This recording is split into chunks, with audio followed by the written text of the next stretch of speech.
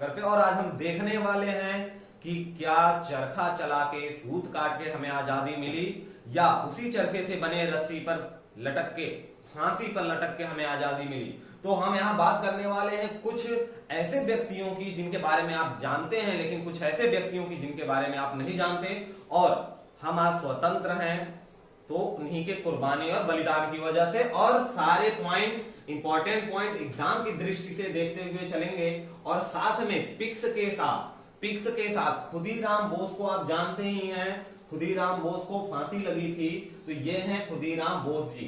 ठीक है, ये इनकी पिक है। अब इनको जो हम लोग बात करेंगे घटनाक्रम की, किस व्यक्ति को किस घटनाक्रम में कब फांसी लगी, ये बात करेंगे, क्योंकि यहीं से आते हैं सवाल। और ये इतना ही जानकारी आपको रखना है कि खुदीराम बोस को 1908 में सेशन जज किंग्सफोर्ड की गाड़ी पर बम फेंकने के कारण वेड़ी रेलवे स्टेशन पर गिरफ्तार किया गया और इनको 11 अगस्त 1908 को फांसी दे दी गई। दो पॉइंट यहां पर इंपॉर्टेंट हैं। पहला पॉइंट कि खुदीराम बोस को किस जुर्म में, किस अपराध में फांसी हुई, तो जज किंग्सफोर्ड की गाड़ी पर बम फेंकने के कारण उनको गिरफ्तार किया गया, कारण यह था। और फांसी कब हुई? 1908 में, 11 अगस्त 1908 में खुदीराम बोस को फांसी हो गई। ठीक है, अब आते हैं राजेंद्र लाहिड़ी। तो ये है राजेंद्र लाहिड़ी आपके। उम्मीद करते हैं कि जितने लोगों के बारे में हम लोग बात करेंगे उनमें से 80% व्यक्ति आपके और हमारी उम्र के हैं, यानी 25 से 30 साल से कम की उम्र के हैं। खुदीराम बोस 17-18 साल।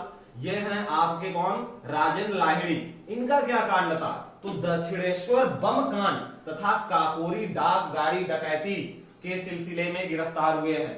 काकोरी डाक डकैती के सिलसिले में बहुत लोग गिरफ्तार हुए हैं, जिसमें से एक ये भी राजेंद्र जी भी हैं, और साथ में इनका दक्षिण बम का कांड था। ये गिरफ्तार हुए और इनको क्या हुआ भाई? इनको फांसी दे दी गई थी 17 दिसंबर 1927 को गोंडा की जेल में। ध्यान रखेंगे, काकोरी के कांड के लिए डाकघर जो डकैती हुई थी और बम के लिए इन दो अपराधों में 17 दिसंबर 1927 ईस्वी को इनको फांसी दे दी गई थी।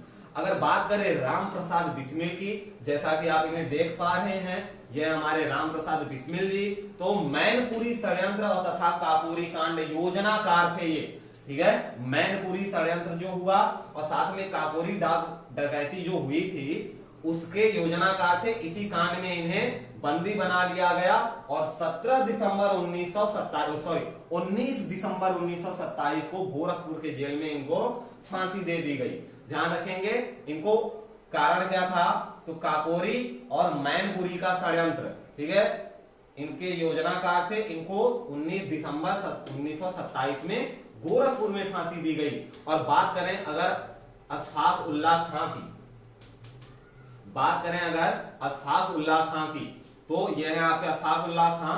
19 अगस्त काकोरी डाक डकैती के केस में इन पर भी अभियोग चलाया गया था। ठीक है, अभी और भी लोग हैं। तो 19 अगस्त 1925 को जो काकोरी डकैती केस अभियान हुआ उसमें बंदी बनाए गए और 19 दिसंबर 1927 ईस्वी को फैजाबाद जेल में फांसी दे दी गई। एक चीज आपने नोटिस किया, 19 दिसंबर 1927 को और 19 दिसंबर 1927 को काकोरी वालों को उसी दिन फांसी दे दी गई, लेकिन इनको गोरखपुर में और अशफाक उल्लाह खां को कहां पे? फैजाबाद की जेल में फांसी दी गई थी। ठीक है, डेट वही है। तो अच्छी बात यह है कि काकोरी कांड वाले 3-4 ऐसे व्यक्ति हैं जिनके सेम टाइम पे फांसी दे दी गई है, 19 दिसंबर 1927। और उधम सिंह का तो नाम जानते ही हैं, भारत का बब्बर शेर। लंदन पहुंच के पार्लियामेंट में घुस के गोली मारते हैं ये किसको? जनरल ओ डायर को। जलियांवाला बाग हत्याकांड जो हुआ था 1919 में, ठीक है, उसी के वजह से उधम सिंह लंदन पहुंच जाते हैं। उस समय वो बच्चे रहते हैं, जब ये कांड हुआ तब वो बच्चे थे। लेकिन सर माइकल ओ डायर, नाम याद रखेंगे, जनरल डायर सबको याद है, जनरल डायर, लेकिन डायर और भी थे।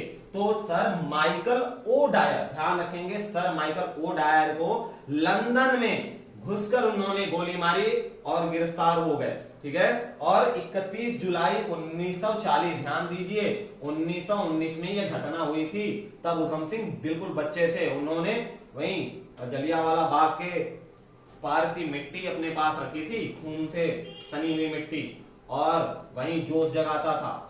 भगत सिंह का नाम किसने नहीं सुना है भाई?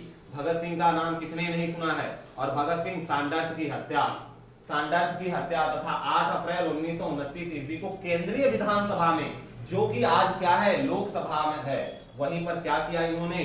बम फेंका था और भागे नहीं थे। बम फेंकने के बाद भागे नहीं थे। सैंडर्स की हत्या के केस में भी इनको गिरफ्तार किया गया और मौत की सजा हुई इनकी 23 मार्च 1931 को इन्हें फांसी पर लटका दिया गया, शहीद घोषित कर दिया गया। और एक चीज और जानते हैं आप कि अगर महात्मा गांधी चाहते तो यहाँ पर इन लोगों की, काकोरी कांड वालों की फांसी टल सकती थी। ठीक है, भगत सिंह और राजगुरु सुखदेव। बात करते हैं सुखदेव जी की, तो सैंडर्स की हत्या के केस में सुखदेव को भी गिरफ्तार किया गया। इनको 15 अप्रैल 1929 को गिरफ्तार किया गया और 23 मार्च 1931 को भगत सिंह के साथ फांसी दे दी गई। भगत सिंह, राजगुरु और सुखदेव तीनों को फांसी दे दी गई थी एक साथ। और डेट क्या है? 23 मार्च 1931। 23 मार्च 1931। हाँ, अभी फरवरी में आता है 14 फेब को वैलेंटाइन डे। तो कई बार हमने देखा 1-2 साल से व्हाट्सएप पे न्यूज आते रहते हैं, ठीक है, मैसेज आता है कि 14 फरवरी को भगत सिंह को फांसी हुई थी, आप वैलेंटाइन डे मना रहे हैं। तो ऐसा नहीं है। फांसी कब लगी थी भाई इनको? 23 मार्च को। ठीक है, 23 मार्च को। आगे राजगुरु, ठीक है, ये थे सुखदेव आपके, ये हैं सुखदेव जी। दर्शन कर लीजिए, ऐसे महापुरुषों के दर्शन बहुत ही कम नसीब होते हैं। 17 दिसंबर 1928 ईस्वी को सैंडर्स की हत्या, वहीं भाग जाने के कारण 30 दिसंबर को इनको गिरफ्तार किया गया पुणे में, और एक मोटर गैरेज से गिरफ्तार हो गए, वहां से वो निकल लिए थे। ठीक है, और ये रहे आपके। तो 23 मार्च 1931 को क्या हुई? इनको फांसी दे दी गई थी, भगत सिंह, सुखदेव, राजगुरु तीनों को। तो भगत सिंह, सुखदेव और प्लस में राजगुरु इन तीनों को 23 मार्च 1931 को फांसी पर लटकाकर शहीद घोषित कर दिया गया। अगर बात करें बटुकेश्वर दत्त की, ये है शेर, ये ऐसे बटुकेश्वर दत्त भगत सिंह के साथ केंद्रीय असेंबली में बम फेंका था इन्होंने, और वही दो, और इनको आजीवन कारावास की सजा हुई थी, क्योंकि सैंडर्स की या काकोरी के केस में इनका योगदान नहीं था। ठीक है, तो इनको आजीवन कारावास का दंड मिला था। अगर हम आगे बढ़े, मास्टर अमीचंद की देखें तो दिल्ली षड्यंत्र का मास्टरमाइंड, जैसा कि इनका नाम है मास्टर अमीचंद, तो मास्टर अमीचंद दिल्ली षड्यंत्र के प्रमुख क्रांतिकारी थे। अमीचंद फरवरी 1924 ईस्वी में वायसराय लॉर्ड हार्डिंग की हत्या के आरोप में बंदी बनाए गए। तो वायसराय लॉर्ड हार्डिंग की हत्या के आरोप में अमीचंद बंदी बनाए गए, और ये दिल्ली षड्यंत्र के प्रमुख क्रांतिकारी थे, यही थे मास्टरमाइंड। और इनको 8 मई 1915 को 4 साथियों के साथ फांसी दे दी गई।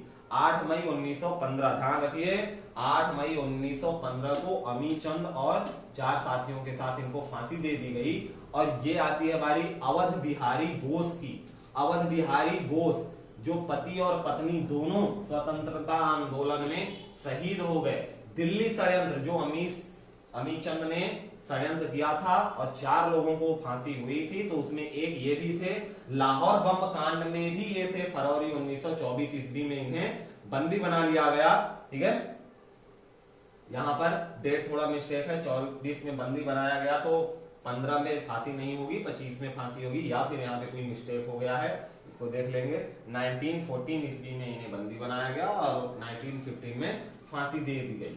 दामोदर चापेकर, देखिए ये दामोदर चापेकर, और इनके 2 भाई भी हैं, 1, 2, 3, तो तीनों भाई थे षड्यंत्र में। ठीक है, कहां पर? 22 जून 1897 को ब्लैक कमिश्नर रैंड और लेफ्टिनेंट एयस्ट की हत्या के सिलसिले में अपने भाइयों के साथ गिरफ्तार हुए। ध्यान रखिए, 3 सगे भाई थे और तीनों के तीनों स्वतंत्रता आंदोलन के लिए समर्पित थे। इन्होंने लेफ्टिनेंट की और कमिश्नर की हत्या कर दी, उस सिलसिले में गिरफ्तार हुए। 18 अप्रैल 1898 को इनको फांसी दे दी गई। 18 अप्रैल 97, 22 जून 1897 को कांड किया और 18 जून 1898 को इनको फांसी दे दी गई। और साथ में जो इनके भाई थे दोनों, कौन से भाई, बाल कृष्ण चापरेकर को 22 मई को 1899 को, ध्यान रखिए, इनको 12 मई 1899 को फांसी दी गई, तथा वासुदेव को भी 8 मई, अब वासुदेव को 4 दिन पहले ही, ये 12 मई थे, इनको 4 दिन पहले 8 मई 1899 को फांसी पर लटका दिया गया। तो तीनों भाई स्वतंत्रता आंदोलन में शहीद हो गए।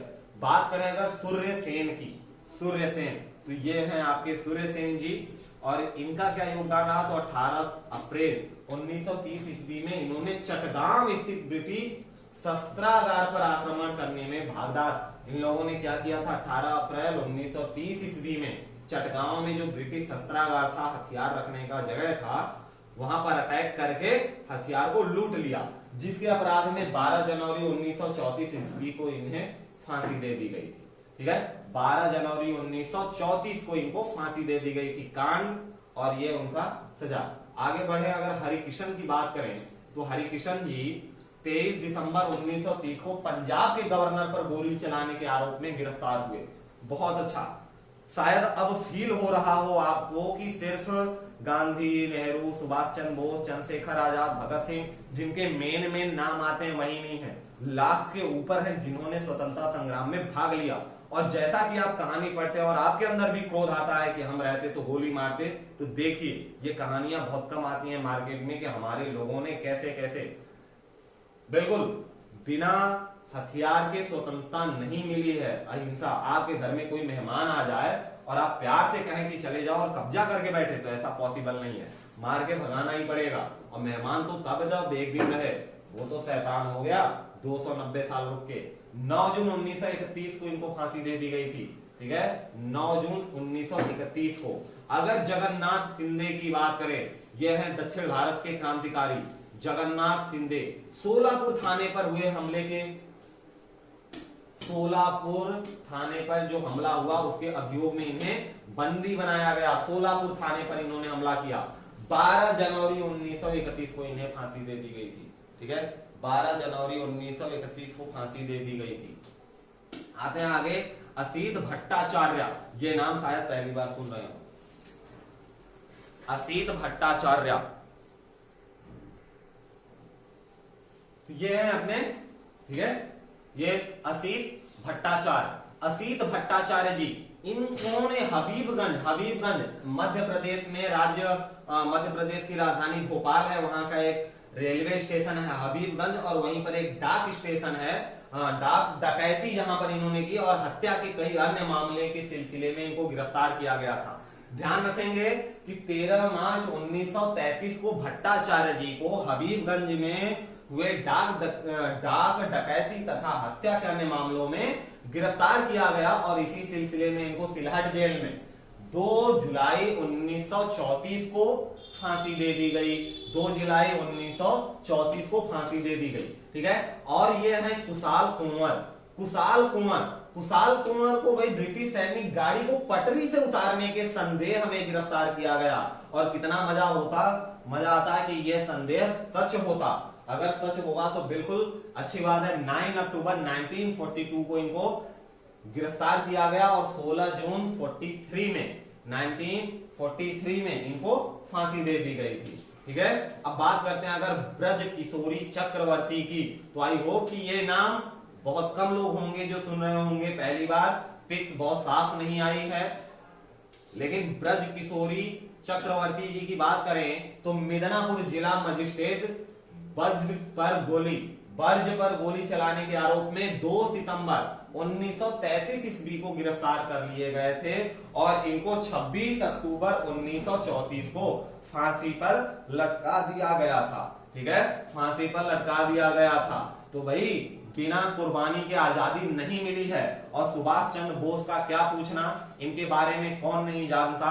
सुभाष चंद्र बोस 21 अक्टूबर 1943 ईस्वी को सिंगापुर में आजाद भारत के अस्थायी सरकार के स्थापना की घोषणा की। अब देखिए यहां से 2-3 पॉइंट मिल गया कि आजाद भारत के अस्थायी सरकार की घोषणा किसने की? सुभाष चंद्र बोस ने की। कहां की?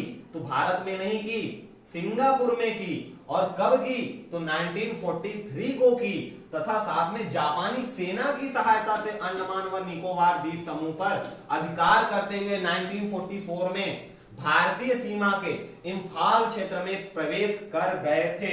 अब जरा सोचने वाली बात है कि 1945 में ही हमने 1945 के पहले 1944 में ही इंफाल में पहुंच गए, अंडमान पे कब्जा हो गया, लेकिन उसके बाद भी हमें 5 साल और लग गए आजादी पाने के लिए। कमी किसकी? जी बिल्कुल सही पकड़ा आपने, विभीषण। जो आपके घर में बैठे विभीषण थे उन्होंने ही कांड करवा दिया, वरना आजादी तो कब की मिल गई होती।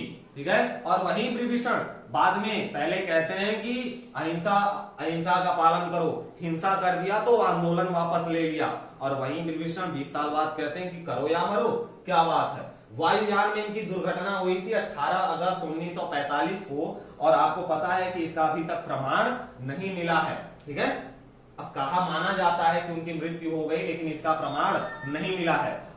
कुछ संदर्भ में कहा जाता है, 1-2 पॉइंट आते हैं जिनको हम आपको नहीं बताएंगे कहां से बातें आती हैं, नहीं तो ये अफवाह में बातें हो सकती हैं। एक मंतव्य है कि सुभाष चंद्र बोस की मृत्यु नहीं हुई और भारत के जितने भी प्रधानमंत्री बने थे वो उनसे मिलने जाते थे, वो भेष बदल के थे। रीजन क्या था? तो ब्रिटिश गवर्नमेंट के नाक में इन्होंने इतना दम कर दिया था कि जब आजादी हुई भारत की तो ब्रिटिश गवर्नमेंट ने ये चीज कहा था। ब्रिटिश गवर्नमेंट नहीं मानती थी कि उनकी मृत्यु हो गई। ठीक है। वो इतने सातिर आदमी थे कि वो मानती ही नहीं थी कि उनकी मृत्यु हो गई। तो ब्रिटिश गवर्नमेंट ने कहा कि चाहे वो जिंदा या मुर्दा कभी भी पकड़े जाते हैं, या मुर्दा भी उनकी लाश मिलती है, 20 साल पुरानी मिलती है हड्डी, तब भी वो ब्रिटिश गवर्नमेंट की होगी। और यही वजह है शायद कि अभी तक ये राज बना हुआ है और आगे तो रहेगा ही। विष्णु गणेश पिंगल, विष्णु गणेश पिंगल, ये हैं आपके विष्णु गणेश पिंगल जी।